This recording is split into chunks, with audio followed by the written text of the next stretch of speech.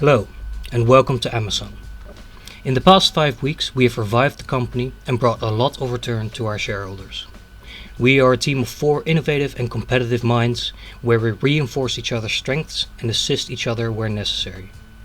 Our team consists of Wouter Ubbink, the CEO, Steve Cash Venrooy, the CFO, Marc Rademakers, the Sales and Marketing Director, and Yannick Producer Visser, the COO. And this is how we did it. At Amasun, we have been striving for operational excellence. This means we want to lower our costs as much as possible, and thus increasing profit.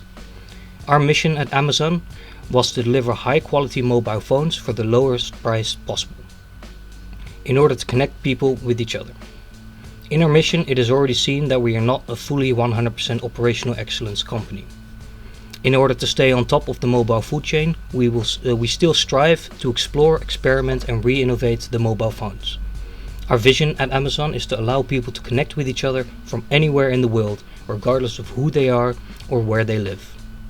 This reflects in our operation excellence value discipline, whereas we try to keep our prices as low as possible in order to attract a broad audience, people with different incomes, nationalities and cultures.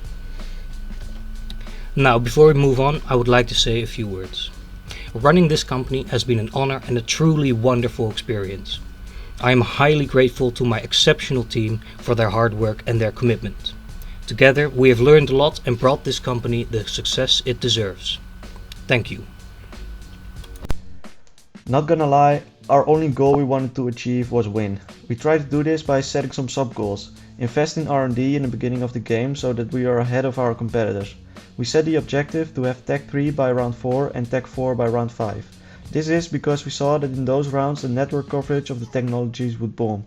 Being early innovators with those technologies, we wanted to gain global market share. This global market share had to be converted in a cash flow. Since we at Amasun strive for operational excellence, we wanted to keep our production prices as low as possible. We tried to do this by not giving an F about sustainability and just looking at production prices. We kept our eye on product price changes through studies. This would ultimately lead to low product prices, thus more sales, thus more cash. This cash could be converted into return for shareholders in terms of dividend and high stock prices. We set a goal for ourselves to increase dividend return each round in order to make it more attractive for investors to invest. To achieve a big throughput of products, we want to have a good plant policy. We wanted to spread the risk by building manufacturing plants in both Asia and USA. In the early stages of the game, we didn't necessarily stick to the operational excellence value principle. Since there was a quick growth in a new and unknown market, we first wanted to feel what the best strategy would be. In order to determine the best strategy, we made sure that we were early innovators on the fronts of new techs and features. This way we could pursue basically every value principle that we would want. During the early stages of the game, we noticed that price had a very big impact on the demand, and we started to pursue the operational excellence value principle. During the first rounds of the game, we made sure to make big investments in plants. This way we could meet the booming demand quickly and keep production prices low by using in-house manufacturing from day one. In the early stages, we slowly increased our dividend yield and made big buybacks in order to raise our share price.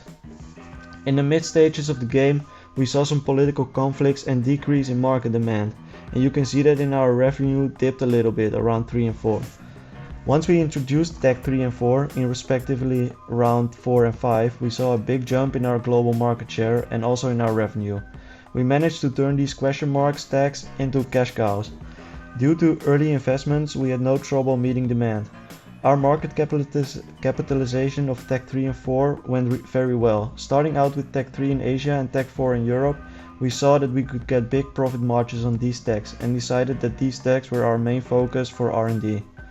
In the final rounds of the game, we saw the market mature.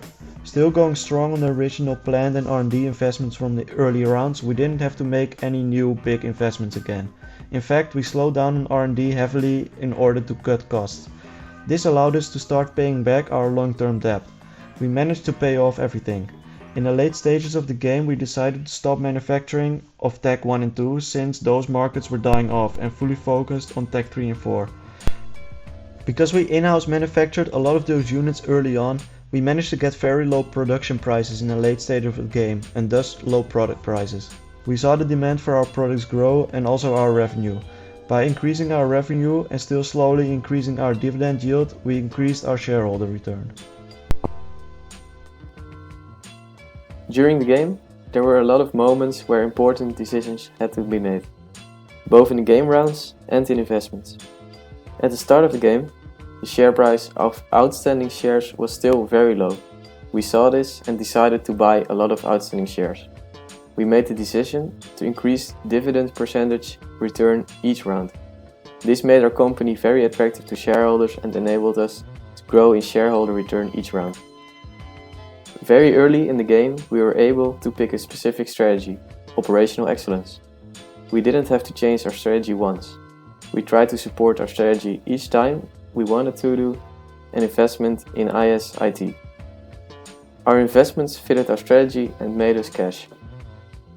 During the game, we made some very smart R&D investments early on, which gave us a head start in each market entrance. On top of that, we used a sharp, low-price marketing strategy, which got boosted by our low prices. We started to notice that the combination of our pricing and marketing was very good, and in later rounds of the game we chose to go for more aggressive marketing to boost our demand. This resulted in more sales. Sometimes our prices were, however, not low enough compared to competitors, but we still managed to compete with the market leaders. One very big reason why we chose to go for low prices was not only to sell the most handsets, but also to undermine competitors. This strategy turned out very successful as our sales revenue was constantly high. Another reason why we became so successful was our choice to pick safety over risks. This means that we rather sell everything than have ending inventory. This was, however, not always our strongest point. There were rounds where we were too aggressive in demand estimates, which led to ending inventory, or rounds where we underestimated demand for a product, which led to lost potential sales. One time we did end with ending inventory. We were able to compensate that by selling inventory of unused tags when we couldn't meet demand for tag 3 and tag 4. So now we'll be discussing the end result section. For the share price at the end of each round, we get a steady growth phase from the beginning till the end. Mito and Honest Inc. were the big competitors in the first place. However, Infinity came out of nowhere in round 6, and we couldn't keep on track with their growth phase. For the cumulative shareholder return, our target was 10% annually, but the actual return was 10.58% per annual. So we actually topped our estimates there. In the market share, our target was 12% by round 10, and we reached 12.58%, which is actually great. It is the highest shareholder return in the market. However, as we can see the dip in round 7, we placed our tag 4 prices way too high in Asia and therefore lost a lot of demand. Infinity took advantage of that and made sure they kept on growing steadily. For the global market share, as you can see here in the pie chart, is that we are definitely the biggest in the universe. For the selling price globally, we aim to keep our prices as low as possible for the Tech 3 and Tech 4.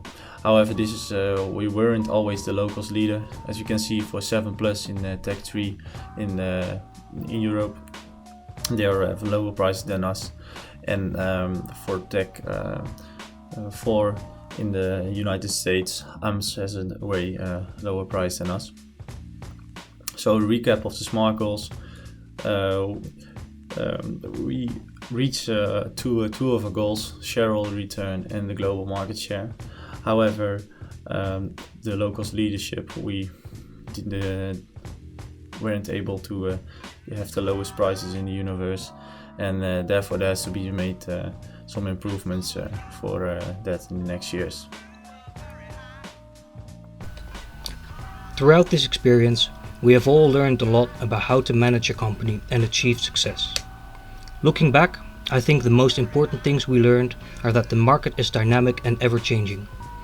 Not only do you need to have a clear plan of action for yourself, you need to be aware of and understand what the competition is doing. By sticking to a solid strategy and actively adapting to the ever-changing market and the competition, you can stay ahead and achieve success.